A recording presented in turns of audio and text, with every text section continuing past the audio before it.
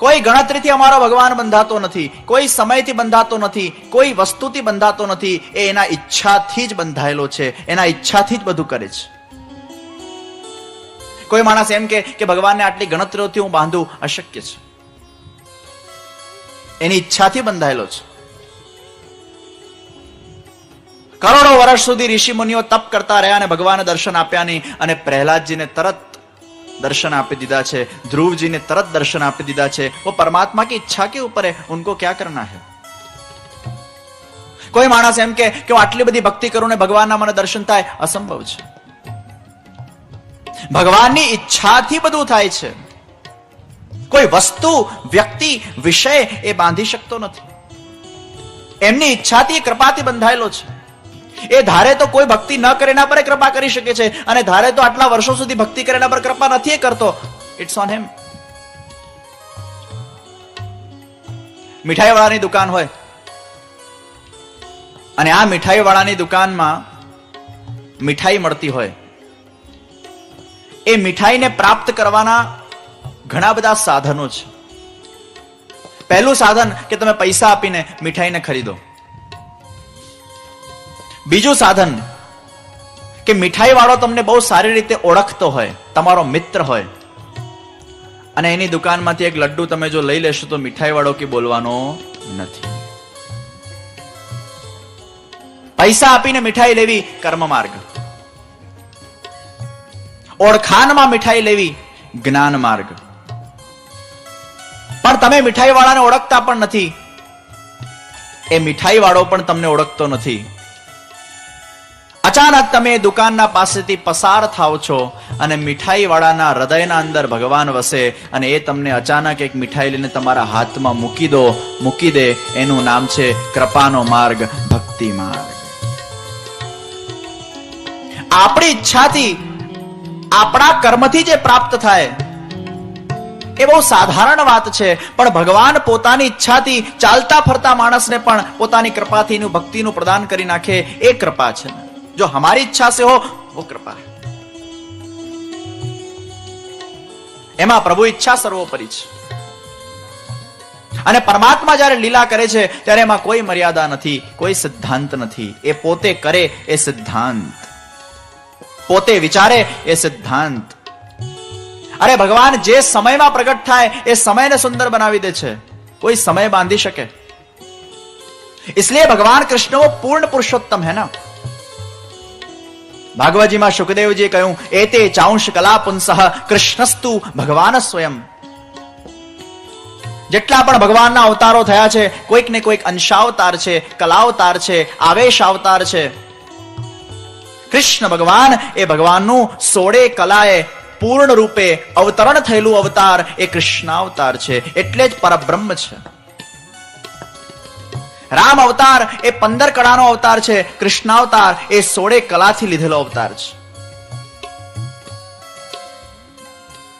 રામ ભગવાને પોતાના લીલા દરમિયાન અનેક પ્રકારની મર્યાદાઓ રાખી છે, પણ કૃષ્ણ ભગવાને મર્યાદાને તોડી નાખી છે.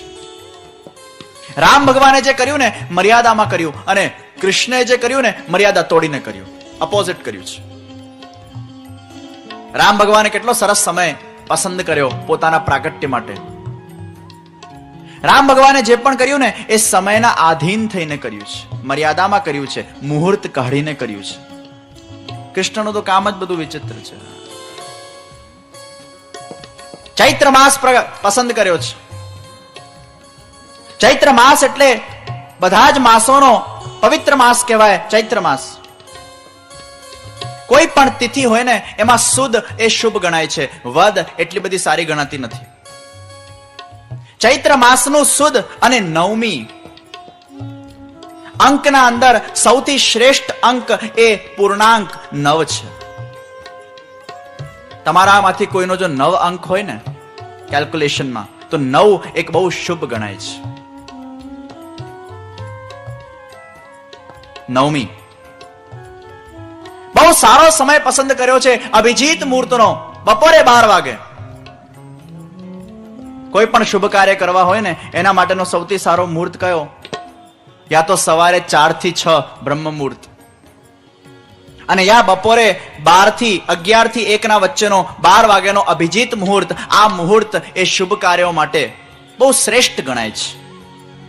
રામ ભગવાને શ્રેષ્ઠ મુહૂર્તને પસંદ કર્યો છે, બપોરે 12 વાગે. અને પ્રગટ પણ ક્યાં થયા? ઓહો, Born with a golden spoon. રાજાના ત્યાં, એ રાજવંશના અંદર પ્રગટ થયા છે. રામ ભગવાને જે પણ કર્યું છે એ મર્યાદાના અંદર સમયના આધીન થઈને કર્યું છે. અને કૃષ્ણ ભગવાનનું જોજો, બધું ટાઈમ વગરનું ખાતું. શ્રાવણ માસનું વદ સિલેક્ટ કર્યું કૃષ્ણ ભગવાને, વદ. તિથિઓના અંદર અશુભ તિથિ કઈ તમને ખબર છે? 14, અમાવસ, પડવો એટલે એકમ અને અષ્ટમી. આ 4 તિથિઓમાં કોઈ પણ શુભ કાર્ય થતા નથી. કૃષ્ણ ભગવાને શ્રાવણ માસનું વદને સિલેક્ટ કર્યું, અષ્ટમી સિલેક્ટ કરી, સૌથી ખરાબમાં ખરાબ સમય રાતના 12 વાગ્યાનો સિલેક્ટ કર્યો અને સૌથી ખરાબ જગ્યા જેલ સિલેક્ટ કરી પોતાના પ્રાગટ્ય લેવા માટે. રામ ભગવાન પ્રગટ થયા છે રાજકુલના અંદર, કૃષ્ણ ભગવાન પ્રગટ થયા છે જેલમાં. રામ ભગવાન પ્રગટ થયા છે અભિજીત મુહૂર્તમાં, કૃષ્ણ ભગવાન પ્રગટ થયા છે રાતના 12 વાગ્યાના નિશાચરોના મુહૂર્તમાં.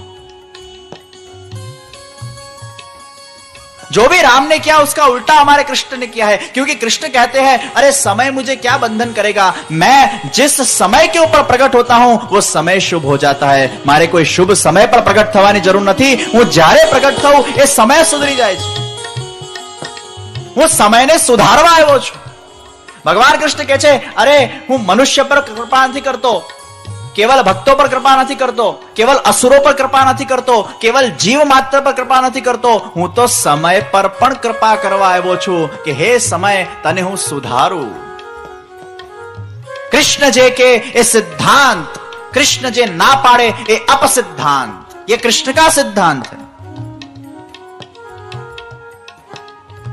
તમને ખબર છે ત્રેતા યુગ સુધી અમાવસ કેટલી બધી સારી હતી? कौन कहे छे अमावस खराब थी? किसने कह दिया अमावस खराब है? अरे लक्ष्मी जी नु प्रागट्य अमावस ना दिवसे थयुं छे. त्रेता युगना अंदर रामजी नो राज्याभिषेक अमावस ना दिवसे थयो छे. रामजी तो बधुं मुहूर्त मारीने करता था ने, तो रामजीए सौथी श्रेष्ठ मुहूर्त काढ्युं पोताना राज्याभिषेक माटे, अमावसनुं मुहूर्त. अने अमावसना दिवसे ए वखते ज्यारे रामजीनो राज्याभिषेक थयो, अखिल ब्रह्मांडना अंदर ए दीवाओने प्रगटाववामां आव्या छे. અને એટલે જ દિવાળી અમાવસના દિવસે મનાવીએ છીએ, કારણ કે દિવાળીના દિવસે રામજીનો રાજ્યાભિષેક થયો છે અને દિવાળીના દિવસે લક્ષ્મીજીનું પ્રાગટ્ય થયું છે, એટલે દીવાથી આપણે એને વધાવીએ છીએ. दिवाली अमावस को आती है ना. विचार करो, रामजी अमावस નું મુહૂર્ત કાઢ્યું. અરે ત્રેતા યુગ સુધી, જેમ આજે આપણી સૌથી શુભ તિથિ 11 કહેવાય ને, ત્રેતા યુગ વખતે અમાવસ સૌથી શુભ હતું. અમાવસ બગાડી કોણે? કૃષ્ણ. દ્વાપર યુગમાં જ્યારે કૌરવોએ મહાભારતના યુદ્ધ માટે અમાવસનું મુહૂર્ત કાઢ્યું, ત્યારે કૃષ્ણ ભગવાનને થયું કે આ અમાવસનું જે મુહૂર્ત છે ને એ પાંડવો માટે સારું નથી. એટલે કૃષ્ણ ભગવાને દુર્યોધનને બોલાવ્યા અને દુર્યોધનને કીધું અલા દુર્યોધન, અમાવસે તો કોઈ યુદ્ધ થતા હોય, અમાવસ તો ખરાબ ખરાબ ખરાબ ખરાબ ખરાબ ખરાબ ખરાબ. અને કૃષ્ણએ જયારે કીધું અમાવસ ખરાબ, એ આજ દિન સુધી કલયુગમાં પણ ખરાબ થઈ ગઈ. હવે કૃષ્ણના એ વિચારોને, કૃષ્ણની એ પથ્થરની લકીરને કોણ ભૂસે? કૃષ્ણને કહે દિયા અમાવસ ખરાબ યાની ખરાબ હો ગયા. કૃષ્ણ જે કે સિદ્ધાંત બની જાય છે. સારી અમાવસને ભગવાને બગાડી. સારીને ભગવાન બગાડી પણ શકે છે અને બગાડીને ભગવાન સુધારી પણ શકે છે. એ બગડેલો મળમાસ એને ભગવાને કીધું જા હું તને સ્વીકાર કરું છું, અને બગડેલાને પણ ભગવાને સુધારી દીધું. એટલે પુરુષોત્તમ માસ અધિકની જે મહત્તા વધી એ કૃષ્ણના લીધે વધીને, કૃષ્ણને ઉસકો સ્વીકાર કરી लिया. સમયના આધારે હું નથી ચાલતો, સમય મારા આધારે ચાલે છે. ये कृष्ण कहते हैं, ये कृष्ण का स्वभाव है. એ જયારે લીલા કરે ને, એ જયારે કૃપા વરસાવે ને, ત્યારે કોઈ સમય જોતા નથી. એ સમય એમના અનુકૂળ બની જાય છે. એટલે જ ભગવાને જેલમાં પ્રાગટ્ય લીધું. બધાને આ જીવનમાંથી, બંધનોમાંથી મુક્ત કરવા. જેલ એ બંધનોનું પ્રતીક છે. મનુષ્ય એ આ સંસારરૂપી જેલના બંધનના અંદર ખોવાયેલો છે અને એ બંધનોમાંથી મુક્ત કરવા ભગવાન પોતાના કૃપારૂપી સૃષ્ટિથી વ્યક્તિને મુક્ત કરે છે. ભગવાન કહે છે કે જેમ હું જેલમાં પ્રગટ થયો, આ જેલ એ બંધનનું સ્વરૂપ છે, તમે પણ આ સંસારના બંધનમાં છો. તમે કેટલા પણ સારા કર્મ કર્યા હશે કે ખરાબ કર્મ કર્યા હશે, એ કર્મનું બંધન ચોક્કસ થશે અને એમાંથી તમને છુટકારો નહીં મળે. ભલે આ વિશ્વના અંદર કેટલા પણ કર્મોના સિદ્ધાંતો બનાવ્યા હોય, પણ કૃષ્ણ કહે છે જ્યાં મારી ઈચ્છા કે કૃપા હોય ત્યાં કોઈ સિદ્ધાંતો મારા સામે ચાલતા નથી. તમે લોકો બધી ચોપડીઓ વાંચી હશે, કર્મના સિદ્ધાંત, theory of Karma, this and that. આટલા કર્મ કરો તો આટલા સુખ મળે ને આ કરો તો આ મળે ને આ કરો તો આ મળે. કર્મ માણસને છોડતો નથી, આમ છે ને તેમ છે ને. બધી વાત સાચી, લોઝ છે, સિદ્ધાંતો છે, ચોક્કસ કર્મના ફળ મળે છે. પણ જ્યાં કૃષ્ણની કૃપા છે ત્યાં એ ભગવાનની ઈચ્છા પર આધીન છે कि भगवान जो चाहे, मालिक जो चाहे तो वो कर्मों को माफ कर सकते हैं, वो उनकी इच्छा पर है ना. કર્મના સિદ્ધાંત પ્રમાણે ભગવાન ચાલતા નથી. કર્મનો સિદ્ધાંત મનુષ્ય માટે છે, પણ ભગવાન કોઈ મનુષ્ય પર જ્યારે કૃપા કરે છે એ સિદ્ધાંતોને તોડી શકે છે, એ ભગવાન ઉપર છે. તમને એક સચોટ દ્રષ્ટાંત આપું કે કોઈ ડ્રાઈવર હોય અને એ ડ્રાઈવરને એના માલિક દ્વારા એક દિવસ માટે એની પોતાની ગાડીનો જો માલિક બનાવવામાં આવે. માલિક પ્રસન્ન થઈ ગયા કે મારો ડ્રાઈવર છે ને એક દિવસ માટે આ ગાડી આપું, જા એક દિવસ માટે તું આ ગાડીનો માલિક, ચાલ. અને ડ્રાઈવરે ખૂબ ખુશ થઈને ગાડી લીધી. માલિકે શરત મૂકી કે આ ગાડીનો તું એક દિવસ માટેનો માલિક છે, પણ આ એક દિવસ દરમિયાન જો ગાડીનો એક્સિડન્ટ થયું તો એનો જુર્માનો તારે ભરવો પડશે. માલિક તો ગાડી લઈને ગયો, ડ્રાઈવર તો ગાડી લઈને ગયો, પોતાના અહંકારમાં ગાડીને ચલાવતો, મારી ગાડી, મારી ગાડી, મારી ગાડી, મારી ગાડી, મારી ગાડી. પોતાના પરિવારને બેસાડ્યા, એક દિવસ માટે આપણે આ ગાડીના માલિક છે, ચલ જેટલું ભોગવા એટલું ભોગવી લઈએ. અને બહુ સ્પીડમાં ગાડી ચલાવતો હતો અને ગાડી ઠોકાઈ. જ્યાં ગાડી ઠોકાઈ, હવે ગભરાયો કે માલિકે મને આ શરત પર ગાડીના માલિક બનાવેલો એક દિવસ માટે કે જો ગાડી ઠોકાશે તો એનો જુર્માનો મારે ભરવો જ પડશે. હવે ગભરાયો, એ જુર્માનો ભરવા માટે તો પૈસા પણ નથી, શું કરું? રડતો રડતો માલિક પાસે ગયો અને માલિકને કહે છે, હે માલિક, મને માફ કરી દે, મારાથી ભૂલ થઈ ગઈ. હું અહંકારના અંધના આવેશમાં આવીને એ ગાડીને બહુ ફાસ્ટ મેં ચલાવી અને એક્સિડન્ટ થયું છે, મને માફ કરો. હવે એ વખતે માલિક ચાહે તો સિદ્ધાંતને નથી તોડી શકતો. માલિકે શરત મૂકી કે તું ગાડી ઠોકશે, આનો જુર્માનો તારે ભરવો પડશે. આ સિદ્ધાંત, આ કર્મનો સિદ્ધાંત, આ લો. પણ એ વખતે જો માલિકના હૃદયમાં દયા આવી જાય અને માલિકને એવો વિચાર આવે કે ના ના, આ ડ્રાઈવર મારો બહુ જૂનો છે, બિચારો મારો વફાદાર છે, ભલે એને એકવાર ભૂલ કરી છે, એને હું માફ કરી દઉં, તો માલિક ચાહે તો એ વ્યક્તિના કર્મને માફ કરી શકે છે. એ મનુષ્યના જીવનમાં પણ જેટલા પણ કર્મો થાય છે એ કૃષ્ણ ચાહે તો એને માફ પણ કરી શકતો હોય છે અને ભક્તિ માર્ગમાં વધારી શકતો હોય છે. ભક્તિ માર્ગના અંદર એક વસ્તુ બહુ જ સમજી લેવાની આવશ્યકતા છે કે અહીંયા જીવની ઈચ્છાનો મહત્વ નથી, કેવલ પ્રભુ ઈચ્છાનો મહત્વ છે. અસંભવને પણ સંભવ એ કૃષ્ણ કરી શકે છે. જો એની શરણાગતિને આપણે સ્વીકાર કરશું ને, એ અસંભવને સંભવ બનાવી શકે છે. આ માન્યતા આપણા હૃદયના અંદર દ્રઢ થવી જોઈએ. કૃષ્ણ જો ઈચ્છા કરતા હૈ વહી હોતા હૈ, એનાથી અલગ કઈ થવાનું નથી. અને મારા જીવનના અંદર જે પણ પરિસ્થિતિઓ છે એનાથી કૃષ્ણ વાકેફ છે. કર્મના સિદ્ધાંતોને પણ ભગવાન બ્રેક કરી શકે છે, કેમ કે ભગવાન કહે છે, હું પોતે જ સમય છું, હું પોતે જ પૂર્ણ પુરુષોત્તમ છું, બધું મારા આધીન છે. ભગવાન પોતાની લીલાઓના અંદર કોઈ પણ પ્રકારના લિમિટેશન રાખતા નથી, મર્યાદા રાખતા નથી, શરમ રાખતા નથી. મનુષ્યના જીવનમાં મર્યાદાઓ છે, ભગવાનના જીવનમાં મર્યાદા નથી.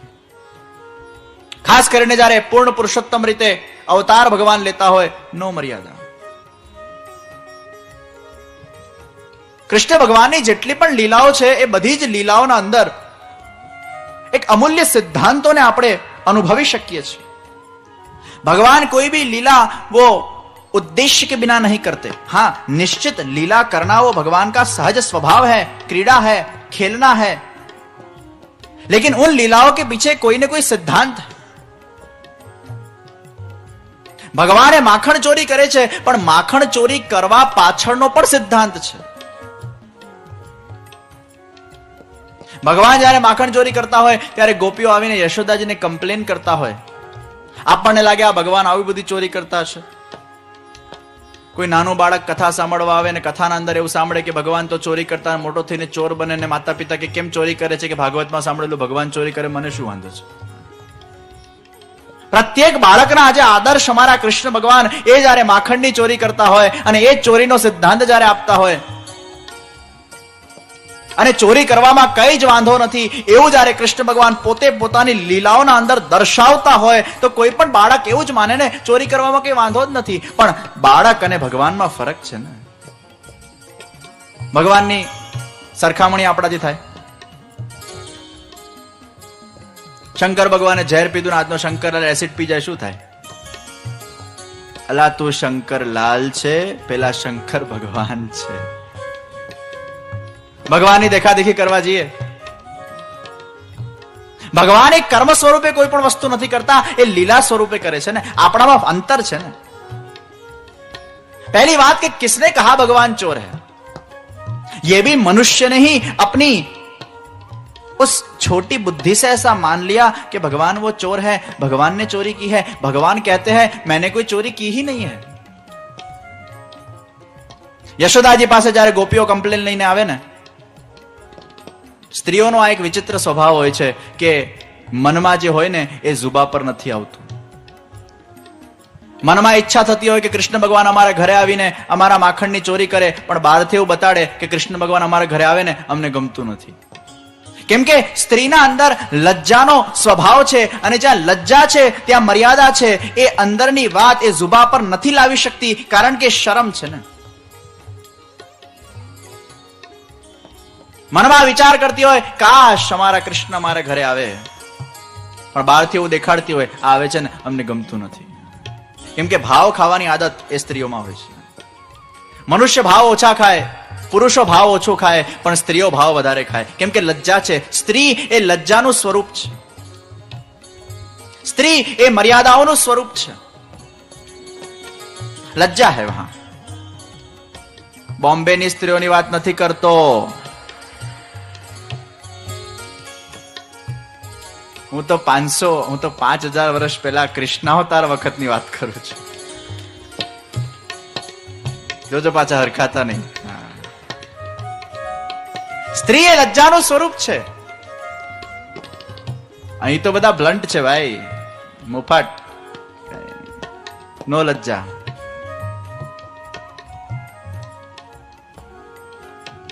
ગોપીઓ ઈચ્છતી હોય કે ભગવાન અમારા ઘરે આવે. યશોદાજીને કહે કૃષ્ણ ભગવાન એ ભક્તોના અંતરંગ મનોરથોને પૂર્ણ કરનારા છે ને. ભગવાન એ વ્યક્તિના મનની ઈચ્છાને બહુ સારી રીતે જાણી જાય છે અને એ અંતરંગ મનોરથોને પૂર્ણ કરવા માટે ભગવાન કોઈકના ઘરે જઈને ચોરી કરે છે, પણ છતાંય ભગવાન કહે છે કે મેં ચોરી નથી કરી. એનું શું તાત્પર્ય? આપણે એવું માનીએ છીએ કે ભગવાને ચોરી કરી, પણ ભગવાન એવું માને છે મેં ચોરી નથી કરી. આવી कॉन्ट्रडिक्टरी सिचुएशन કેમ છે? हम ऐसा मानते हैं. તમારા તિજોરીમાંથી તમે 500 રૂપિયા કાઢો એને ચોરી કહેવાય? કેમ કે એ તિજોરીને તમે તમારી પોતાની માનો છો ને, કે આ મારી તિજોરી, આમાંથી મેં 500 રૂપિયા કાઢ્યા, આ કેવી રીતે ચોરી કહેવાય? કેમ કે આ 500 રૂપિયા મારા છે ને. જેને તમે તમારું માનો છો એને તમે ચોરી નથી કહેતા. જેને તમે પરાયું માનો છો એમાં કોઈ વસ્તુ તમે લો છો તો ચોરી કહેવાય. મનુષ્યના અંદર મારું અને તારુંનો ભેદ છે, ભગવાનના અંદર તો મારું તારું છે જ નહીં. ભગવાન કૃષ્ણ કહે છે આ જગત કોણે બનાવ્યું? ભગવાન કૃષ્ણ કહે છે મમૈ વાંશો જીવલોકે જીવભૂત સનાતના. આ સૃષ્ટિના અંદર જેટલા પણ જીવાત્માઓ છે એ બધા મારામાંથી પ્રગટ થયા છે. બધા મનુષ્ય મેં બનાવ્યા છે, આ જગત મેં બનાવ્યું છે, બધા ઘરો એ મારા છે, બધી ગાયો એ મારી છે, બધી ગાયોનું બધું દૂધ એ મારું છે, એ દૂધમાંથી નીકળેલું બધું માખણ મારું છે. અને મારા જ કોઈક એક ઘરમાં જઈને જો એ માખણને મેં ખાધું હોય, એ મારું જ ઘર છે, એમાં ચોરી ક્યાંથી આવી? भगवान कहते हैं ये जितनी भी गोपियों का जितना भी घर है वो सब मेरा तो घर है. એને હું મારાથી પરાયું માનતો જ નથી. આ તો મનુષ્ય એ પોતાના જાતને એવું માને છે કે આ મારું છે, પણ ભગવાન કહે છે આ મારું આપેલું જો તું તારું માનતો હોય અને તારું માનીને જો તારા ઘરનું માખણ મેં ખાધું હોય અને એ જો તું ચોરી માનતો હોય, એ ભૂલ તારી છે, એ મારી નથી. શ્રી પ્રભુને પ્યારા શ્રી યમુનાજીના લાડીલા એવા રસિક સત્સંગી વૈષ્ણવોને જે શ્રીના આ વચનામૃત ગમ્યા હોય તો આ વિડીયોને લાઈક કરજો, શેર કરજો અને કમેન્ટ બોક્સમાં જય શ્રી કૃષ્ણ જરૂર લખજો. અને અમારી ચેનલ શ્રી વલ્લભ સત્સંગને સબસ્ક્રાઈબ કરવાનું ભૂલશો નહીં. સર્વે વહાલા વૈષ્ણવોને ભાવથી જય શ્રી કૃષ્ણ.